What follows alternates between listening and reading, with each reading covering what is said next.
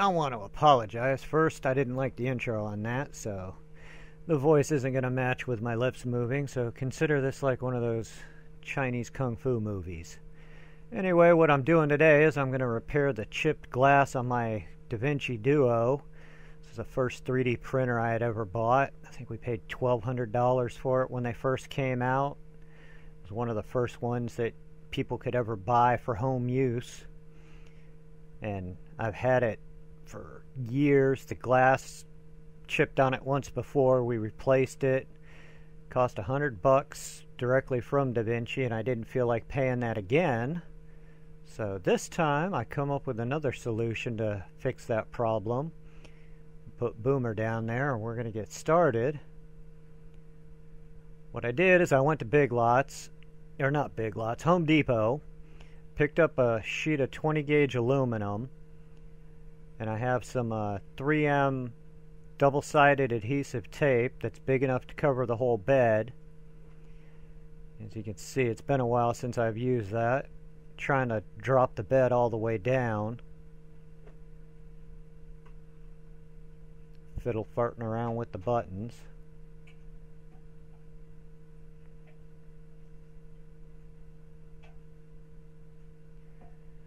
The first thing I'm going to do is heat the bed up so that I can clean off any residue from previous prints, any leftover glue. So once that heats up, I'll wipe it off.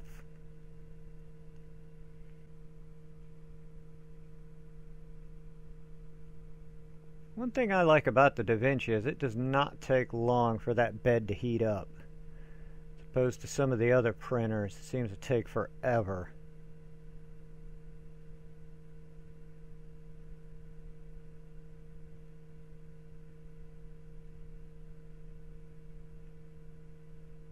Cleaning off the bed is going to make sure that the double-sided tape sticks really good to that glass.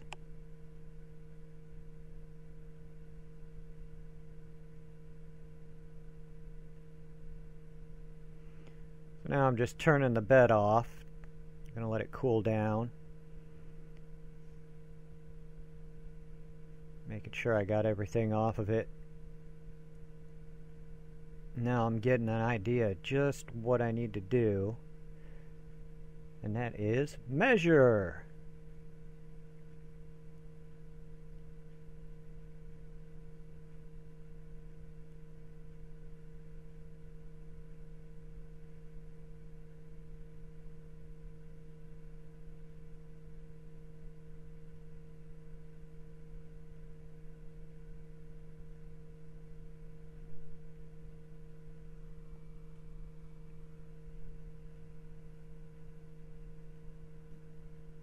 And remeasure.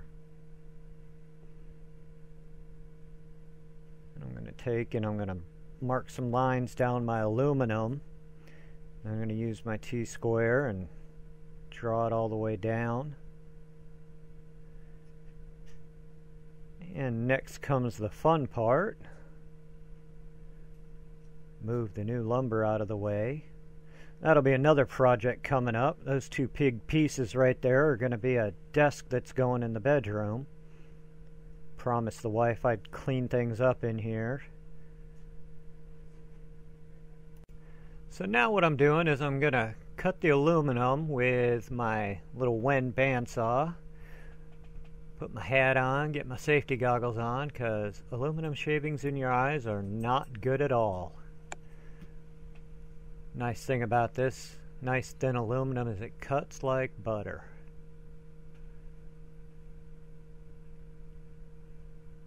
Scoot it out of the way, check the fit.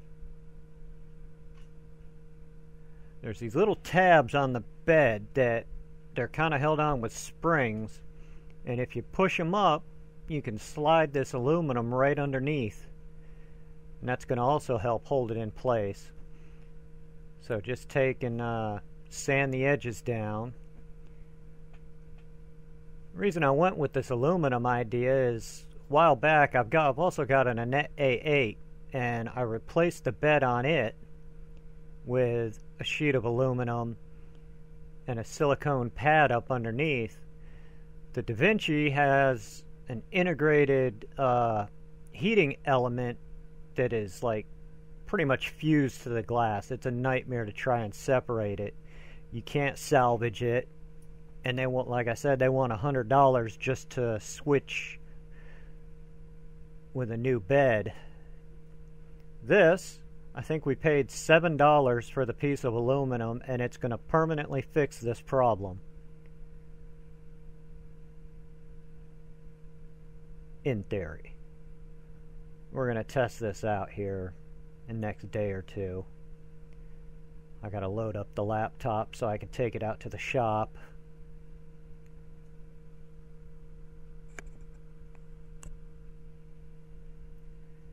And just sanding down the edges, rounding the corners a little bit. Believe it or not, your hands do brush along the edges of that bed quite a bit. Especially if you notice the way I've got my filament hanging inside the box there. Another great thing about the DaVinci is it's all enclosed.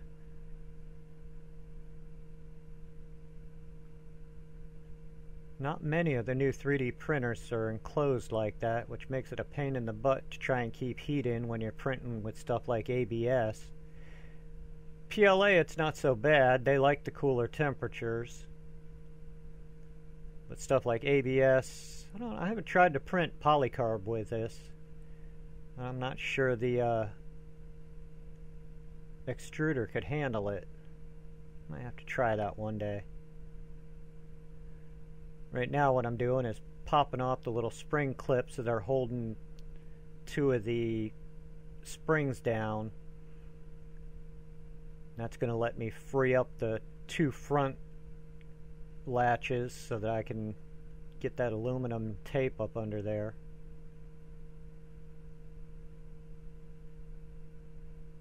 And putting down the sticky stuff.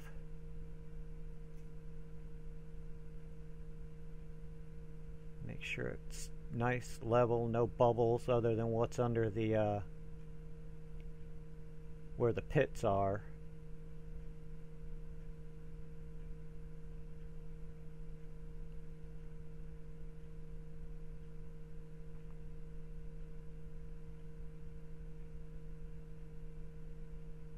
Now I'm lifting up the back corner for the first clamp and using a screwdriver to get up under there and lift the second one up.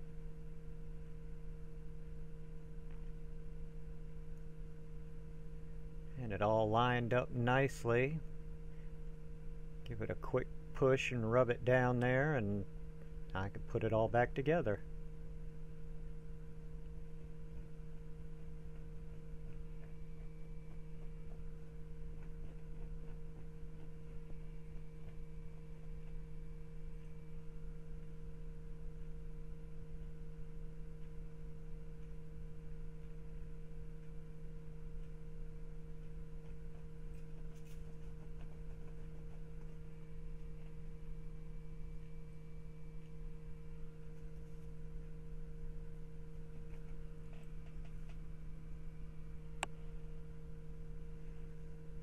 My little thrift store pliers, these things are nice. Paid $1 for them. Spring loaded, nice aluminum.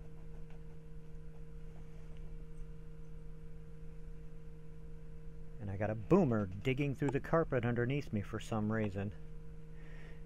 He's mad at Mama. She tried to clip his toenails. So now what we're doing is we're going to check and heat the bed up, make sure I didn't screw anything up, which I have a habit of doing sometimes. And there's the hot purple-haired wife making her guest appearance with her fuzzy little boots. She found out she was on camera and left.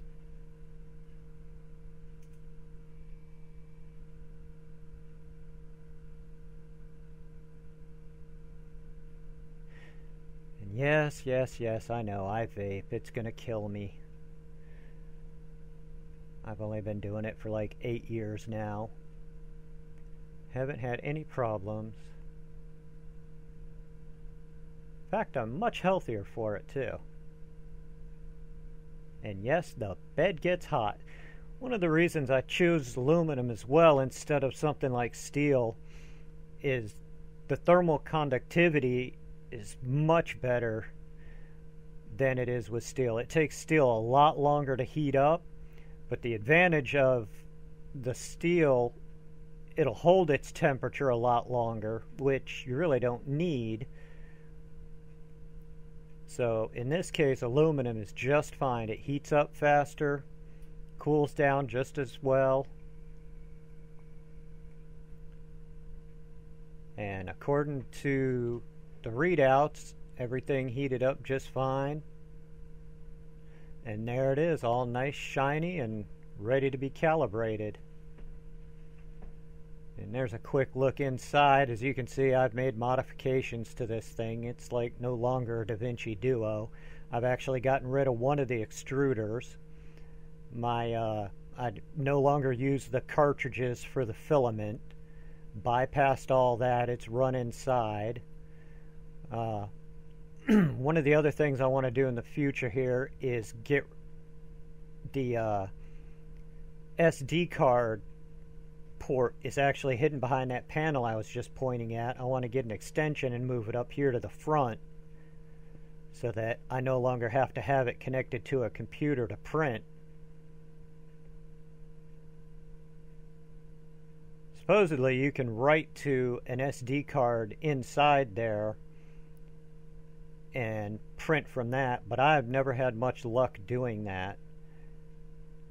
It's just easier to print from a computer, so I'm going to get the laptop loaded up probably tonight, and I will take that out to the shop and run it.